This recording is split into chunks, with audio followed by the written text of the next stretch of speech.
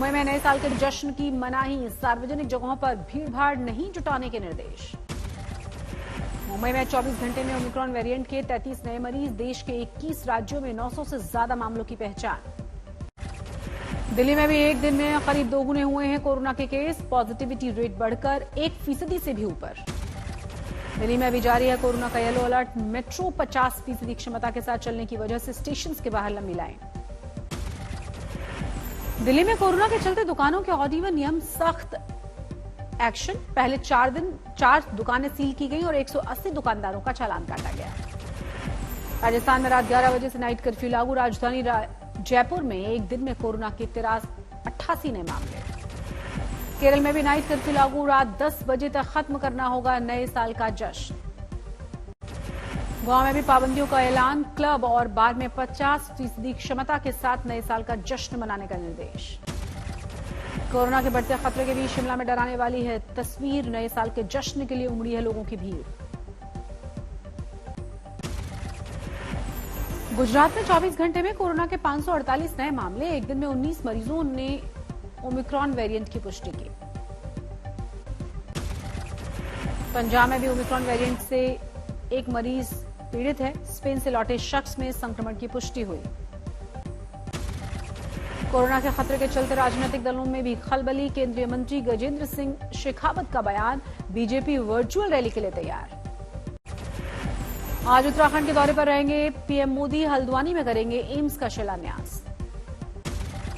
दोपहर 1 बजे हल्द्वानी में पीएम की रैली, 17,500 करोड़ की 23 परियोजनाओं को बांटेंगे। यूपी में चुनाव आयोग के दौरे का तीसरा दिन, आज मुख्य सचिव और डीजीपी के साथ होगी बैठक। कन्नौज में बीजेपी सांसद का विवादित बयान, कहा बीजेपी ने राम मंदिर बनाया है इसीलिए मुसलमान नहीं देंगे वोट।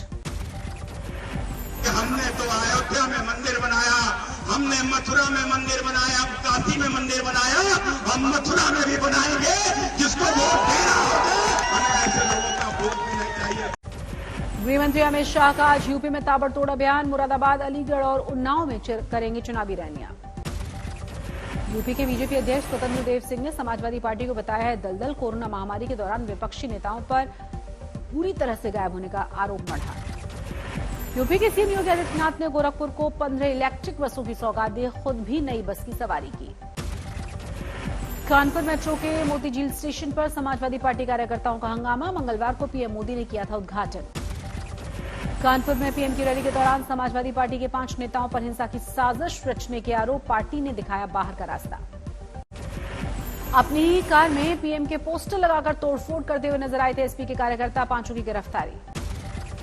पीलीभीत में देर रात जन विश्वास यात्रा को लेकर पहुंचे केंद्रीय मंत्री जितिन प्रसाद, नाइट कर्फ्यू शुरू होने के बावजूद जुटी भीड़। कन्नौज में बीजेपी की जन विश्वास यात्रा के दौरान हंगामा, मंच पर आपस में ही भिड़ गए नेता। फिरोजाबाद में प्रियंका वाड्रा के कार्यक्रम के दौरान भड़की एक छात्रा, प्रियंका से नहीं मिलने दिया तो मंच पर चढ़कर लगाई आवाज। प्रियंका ने सुनी छात्रा की शिकायत, महिलाओं के लिए कांग्रेस का एजेंडा रखा सामने। फर्रुखाबाद में जन विश्वास यात्रा में शामिल हुए सीएम योगी, पीयूष जैन पर छापे को लेकर समाजवादी पार्टी को आड़े हाथों लिया। योगी के वार पर अखिलेश का पलटवार, बोले बीजेपी को सता रहा है हार का डर।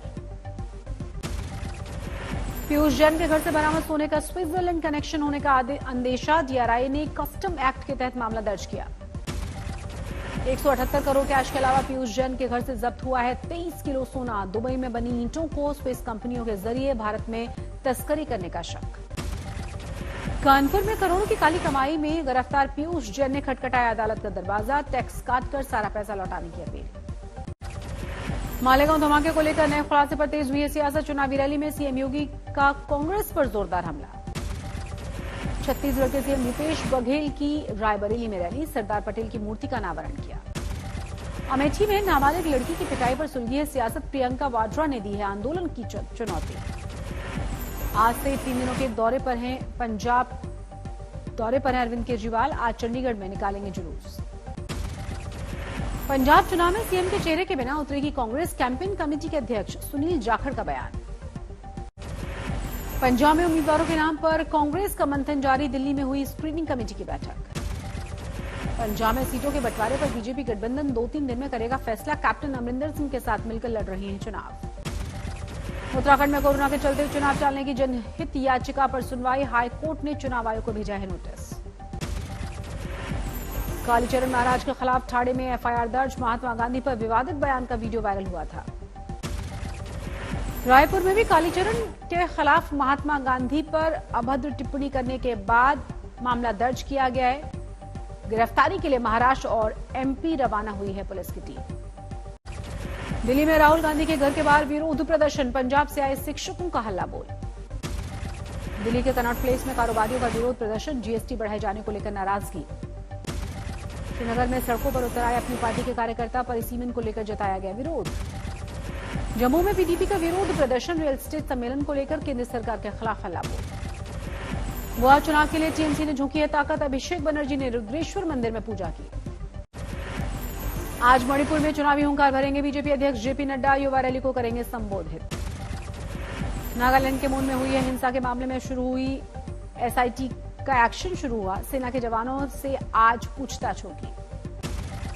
मध्य प्रदेश के मंत्री विजेंद्र यादव की बिगड़ी जुबान, कांग्रेस नेताओं की जानवरों से तुलना कर डाली। आंदोलन के बाद खेती करते हुए नजर आए राकेश टिकैत, ट्रैक्टर चलाकर नकली किसान होने के आरोपों का जवाब दिया। लालू के बेटे तेज प्रताप पर चुनाव आयोग का एक्शन, संपत्ति का ब्यौरा छुपाने के मामले में एफआईआर दर्ज। जीएसटी दरों में इजाफे को लेकर कपड़ा कारोबारी कर रहे हैं विरोध, आज अहमदाबाद में बाजार बंद रहेंगे।